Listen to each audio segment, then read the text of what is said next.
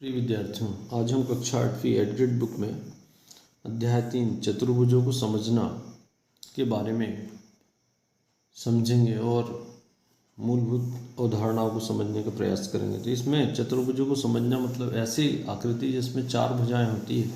ऐसी आकृति कौन कौन से प्रकार की होती है? जैसे यहाँ पर एक समलम चतुर्भुज मतलब जिसमें एक ऐसा चतुर्भुज जिसमें भुजाओं का एक युग्म समांतर होता है, अर्थात ये इसके समांतर ये है, इसके समांतर ये है। इसी प्रकार से कोई भी एक जोड़ा या एक युग्म समांतर होता है तो इसको हम समलम चतुर्भुज कहते हैं। दूसरी आकृति यहाँ काइट या पतंग की, तो पतंग जिस प्रकार की बनती है उसको हम काइट कहते हैं। और यहाँ एक विशेष गुण दिया गया है कि इसके आसन्न भुजाओं पे दो युग्म होते हैं, ये बराबर होते हैं। और यहाँ पर इसके जो विकर्ण होते हैं, विकर्ण एक दूसरे को समद्विभाजित करते हैं और विकर्ण एक दूसरे पर लंब होते हैं। ऐसी आकृति को हम पतंग या काइट, इंग्लिश में काइट कहते हैं। इसी प्रकार हम देखें अगली आकृतियाँ, इसमें एक समांतर चतुर्भुज है। समांतर चतुर्भुज मतलब ऐसा चतुर्भुज जिसकी सम्मुख भुजाएं समांतर होती है और सम्मुख कोण बराबर होते हैं, विकर्ण एक दूसरे को समद्विभाजित करते हैं। तो ऐसी आकृति को हम समांतर चतुर्भुज कहते हैं। इस प्रकार सम चतुर्भुज ऐसा चतुर्भुज जिसकी चारों भुजाओं की लंबाई समान है, तो उसको हम सम चतुर्भुज कहते हैं। इसके विकर्ण परस्पर लंब होते हैं और ये भी एक दूसरे को समद्विभाजित करते हैं। इसी प्रकार आयत वह समांतर चतुर्भुज जिसमें प्रत्येक कोण 90 अंश का होता है। वर्ग वह समांतर चतुर्भुज जिसकी सभी भुजाएं बराबर हैं, प्रत्येक कोण 90 अंश का होता है। चतुर्भुजों के जो कोण योग गुणधर्म मतलब चारों कोणों का योग, किसी भी चतुर्भुज के चारों कोणों का योग 360 अंश होता है।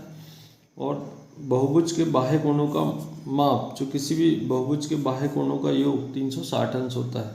तो ये महत्वपूर्ण नियम है, इनके आधार पर हम सवालों को हल करेंगे, इसलिए हमें ये याद होना चाहिए। अब यहाँ अगर हम देखें तो जो सवाल हमको दिए गए हैं उसमें पहला सवाल है, यदि किसी चतुर्भुज के विकर्ण परस्पर समकोणों पर समद्विभाजित करें तो वह होगा। तो किसी चतुर्भुज के विकर्ण एक परस्पर समकोण पर समद्विभाजित कर रहे हैं, तो हमने जैसे परिभाषा में देखा था, तो यहाँ परिभाषा के अनुसार यह पतंग होगा। और समचतुर्भुज में भी कुछ गुण इसी प्रकार का होता है, पर यहाँ हमको पतंग के गुणधर्मों में दिया गया है, तो इसलिए हमने इसको पतंग उत्तर मान लिया है।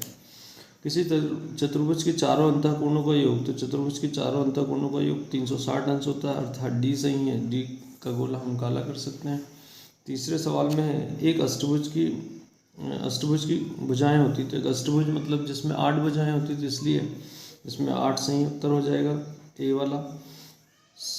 चौथा प्रश्न है, षट्भुज के प्रत्येक अंतःकोण का योग, तो षट्भुज के प्रत्येक अंतःकोण का योग, अब 6 भुजाएं हैं तो प्रत्येक अंतःकोणों का योग दिया गया है, तो यहाँ ये 720 अंश होगा, परंतु यहाँ चूंकि उत्तर में 270 लिखा है, शायद प्रिंटिंग मिस्टेक है, इसलिए इसको 720 कर लेंगे और उत्तर हम सी वाला इसका सही मान लेंगे। प्रश्न क्रमांक 5 में, किसी बहुभुज के बाह्य कोणों का योग, किसी भी बहुभुज के बाह्य कोणों का योग 360 अंश होता है, ये हमने भी गुणधर्म में पढ़ा है, तो इसमें डी वाला उत्तर सही होगा। प्रश्न क्रमांक 6 देखें हम, तो एक समबाहुभुज की भुजाओं की संख्या ज्ञात कीजिए जिसके प्रत्येक बाह्य कोण का माप 60 अंश है। तो जब भी हमको इस प्रकार से दिया गया हो, तो भुजाओं की संख्या के लिए 360 में जो दिया गया कोण उससे हम भाग दे देंगे, तो 360/60 6 बार कटेगा, तो उत्तर उसमें 6 भुजाएं होगी। प्रश्न क्रमांक 7 में हम देखें, तो प्रश्न क्रमांक 7 है कि दी गई आकृति में कोण x का माप ज्ञात करना है।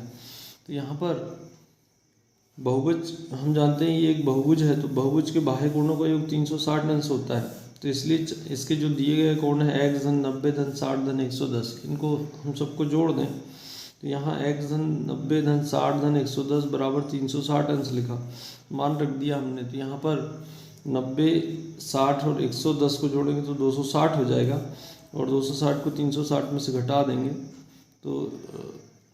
तो ये उत्तर 100 अंश हो जाएगा, अर्थात x का मान 100 अंश हो जाएगा। प्रश्न क्रमांक 8 है कि एक बहुभुज के प्रत्येक कोण 180 अंश है। अब यहाँ ये सवाल ही हमको लग रहा है प्रिंटिंग मिस्टेक है, तो हमने इस सवाल को थोड़ा सा बदल लिया है कि एक बहुभुज के अंतःकोणों का योग 180 अंश, तो इसकी भुजाओं की संख्या ज्ञात कीजिए। यहाँ प्रत्येक अंतःकोण यदि 180 अंश का है तो वह एक सरल रेखा ही हो सकती है, क्योंकि 180 अंश का कोण है तो एक सीधे सरल रेखा होगी। और यदि सवाल अगर इस प्रकार से होगा कि अंतःकोणों का योग 180 अंश होगा तो वह त्रिभुज होगा और उसमें 3 भुजाएं होगी। तो यहाँ सवाल में कुछ शायद प्रिंटिंग मिस्टेक हमें लग रही है, शायद इसलिए हमने उसके हिसाब से इसका उत्तर लिखा है। प्रश्न क्रमांक 9, दिए गए समचतुर्भुज PQRS में कोण R बराबर 80 अंश हो तो अन्य सभी कोणों की माप ज्ञात कीजिए। तो जब समांतर चतुर्भुज है तो हमने इसके गुणों में देखा कि सम्मुख कोण बराबर होते हैं, इसलिए कोण P और कोण R ये दूसरे के बराबर होंगे।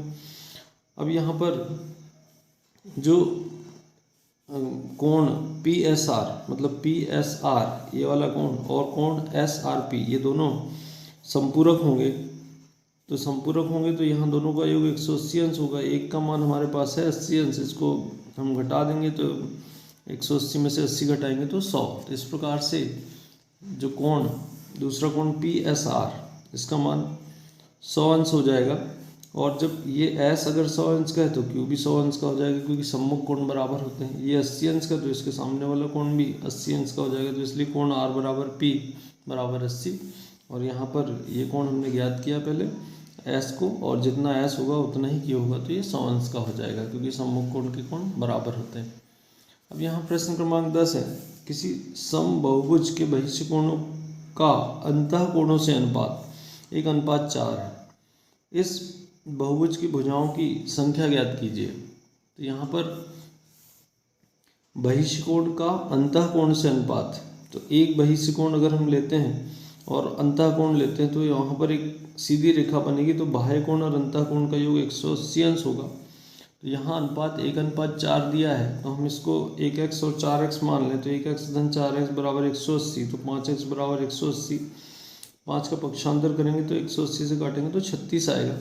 तो बाह्य कोण की माप चूँकि 1x थी इसलिए 36 अंश, और भुजाओं की संख्या कितनी होगी। तो अब बाह्य कोण अगर 36 अंश का है तो इसमें भुजाओं की संख्या तो 360/36, तो इस प्रकार से इसमें 10 होगा। तो यहाँ इसको चित्र के द्वारा अगर बनाकर समझेंगे तो ज़्यादा अच्छे से और जल्दी समझ में आएगा। और अगर नहीं आता है समझ में तो कमेंट करके आप बता सकते हैं, तो इसका और हम दोबारा हल करके भेज सकते हैं। प्रश्न क्रमांक 11 में हम देखें, समांतर चतुर्भुज, एक समांतर चतुर्भुज, इसका नाम नहीं दिया हमने, इसको ABCD मान लिया। इसमें जो A 120 अंश है, B 5x धन 10 है, C 6y है और D नहीं दिया है। तो इसमें हमको x और y के मान ज्ञात करना है। तो इसको ज्ञात करने के लिए हम जैसे जानते हैं कि समांतर चतुर्भुज के सम्मुख कोण बराबर होते हैं, इसलिए कोण A और C बराबर होंगे। तो हमने लिखा कोण A बराबर C, तो A का मान 120 बराबर 6y, तो y बराबर 120/6, तो 20 अंश हो जाएगा। अब A और D ये संपूरक होते हैं, समांतर रेखाओं के बीच में जो बनने वाले कोण हैं अंतःकोणों का योग 180 अंश होता है, तो ये संपूरक है। 120 धन D बराबर 180, तो D बराबर 60 अंश आ जाएगा। और D जो कोण है B के बराबर होगा, तो जो इसका मान आ रहा है उतना ये होगा। तो 5x धन 10 बराबर हो जाएगा इसमें 60 अंश। इसको जब हम हल करेंगे तो 60 में से 10 घट जाएगा, 50 बचेगा। 5x है तो 5 नीचे जाएगा तो उत्तर 5, तो x बराबर 5 और y बराबर 20, यही इसका उत्तर होगा। प्रश्न क्रमांक 12 में हम देखें तो प्रश्न क्रमांक 12 है, नीचे दिए गए समलंब PQRS में x का मान ज्ञात करना। तो यहाँ पर हमको x का मान ज्ञात करना। तो यहाँ पर समलंब चतुर्भुज में PS और QR ये दोनों समांतर रेखाएं हैं। जब ये समांतर है तो इनके जो बनने वाले अंतःकोणों का योग 180 अंश होगा, ये संपूरक होंगे। तो ये चूँकि संपूरक हैं तो ऐसी स्थिति में हम इसको दोनों मानों को रख लें कि P का मान है x ऋण 20 और Q का मान है x धन 40। दोनों को अगर जोड़ेंगे तो x में x जोड़ा तो 2x, और ये 40 में से 20 घट जाएगा क्योंकि ऋण वाला है, तो बचेगा 20। 20 को हम पक्षांतर करेंगे दूसरी तरफ, तो ये धन 20 का उधर जाकर ऋण 20 होगा, तो 180 में से 20 घटेगा तो 160 बचेगा। और 2x है तो x 2 नीचे जाएगा, तो ये 2 से सरल करेंगे तो 80, तो x का मान 80 हो जाएगा। तो इस प्रकार से x का मान 80 हो जाएगा। प्रश्न क्रमांक 13 में हम देखें तो प्रश्न क्रमांक 13 है कि एक समअष्टभुज का प्रत्येक कोण की माप ज्ञात कीजिए। अब समअष्टभुज है तो समअष्टभुज के प्रत्येक बाह्य कोण की माप जो होती है तो 8 भुजाएं हैं तो 360 बटे 8 किया, तो हमने यहाँ इस प्रकार से इसमें 45 अंश हो जाएगा। तो इसमें प्रत्येक कोण, कौन सा कोण ज्ञात करना हमको, अंतः कोण या बाह्य कोण ये नहीं दिया है, तो हमने यहाँ पर 360 बटे 8 कर लिया, तो ये इस प्रकार से 45 अंश इसका उत्तर होगा।